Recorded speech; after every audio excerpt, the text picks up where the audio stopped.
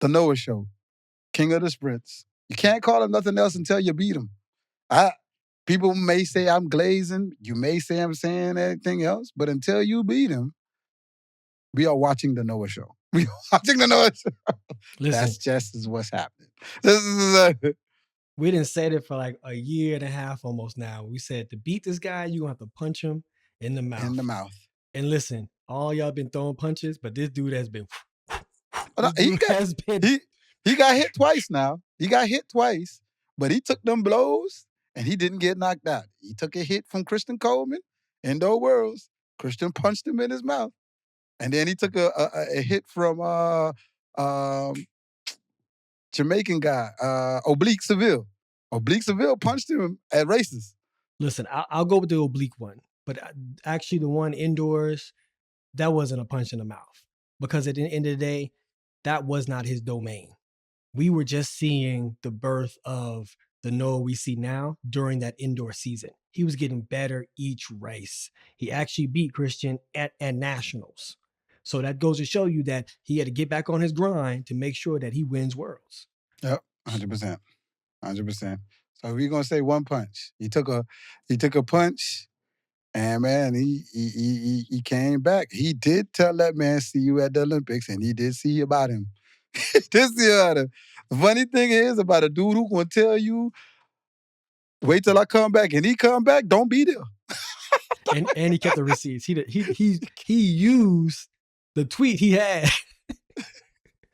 That's crazy, boy. This boy. Anyway, the Noah Show. Let's get to the Noah Show, man. Let's get to the Noah Show, man. He was very commanding in both races, man. My boy from the Bahamas, Terrence Jones, you know what I mean? Very formidable opponent. I love the way he raced. You know what I mean? He's about the same size as Noah, maybe even a little bit bigger.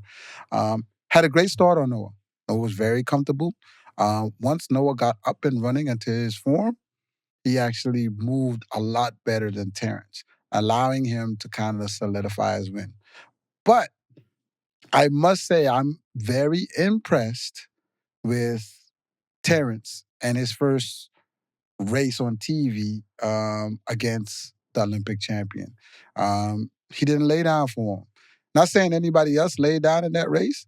Some of the other guys, I think, and this is just my opinion, I like Trayvon is getting himself back together.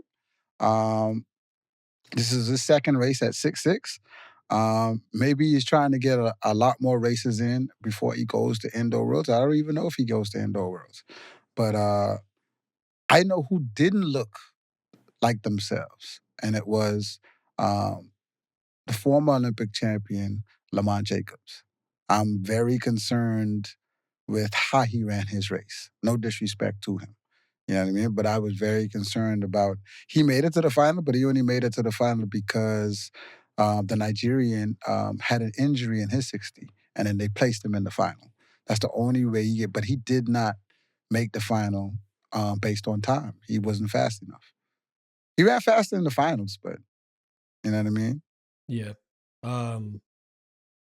I was looking for more from Jacobs, because how he ended his season last year with running that 9.8 at the Olympics. You know what I mean? It showed like, oh, he might be back. This dude's dropping them 9.8s now. He might be back. So coming into the season, it's been real quiet. You know what I mean? We know he's been training. We see a couple, you know what I'm saying, montages of him training. But my thing is, and it's just a question, do you think that he gets caught in a rhythm? Because it seems like he runs and he hits a certain rhythm and he doesn't change a gear, right? Like a sprinter would change a gear. He looks more like a rhythm long jumper, because he has a background in jumping where they have a cadence of pop, pop, pop, pop, pop, pop, pop, pop, pop, pop, pop. And that seems like how he's running his races compared to get out, pop, pop, pop, pop, pop, pop, pop, pop, pop, pop, pop, pop, pop, pop. You know what I mean? I always wondered that, because I see that often when he doesn't run up to standard of what he could be running. It seems like he gets caught in a rhythm that is little like he's not changing his gear. So But that's definitely how it looks. I could definitely say that. When he was running, and let's remember, Marcel Jacobs is somebody that ran 6:41, which is third fastest all time. Third fastest all time. Very, Yeah. very swift. You know what I mean? He doesn't look like that, Lamont. He looks like he gets to 20 or 30 and he stays right in that rhythm. That definitely looks like what's happening. Um, as far as And he never looks pressed. He never looks like no, he's like tying up or like trying to go for more. It's just like he's just running the tap, tap, tap, tap, tap, tap, tap. So I'm wondering, I'm curious, man. I wonder. I don't know if it's training. Could be pressure. You know, he could feel a lot of pressure of everybody wanting him to be Lamont Jacobs again. You know what I mean? And he, like I said, he has a lot of pressure. You know, he put that whole country on his back, and for 2 years he was that guy. You know what I mean? Hmm. I think him missing the world championships, having the little tongue wrestling with Fred about you running or you ducking. You know what I mean? You know what I mean?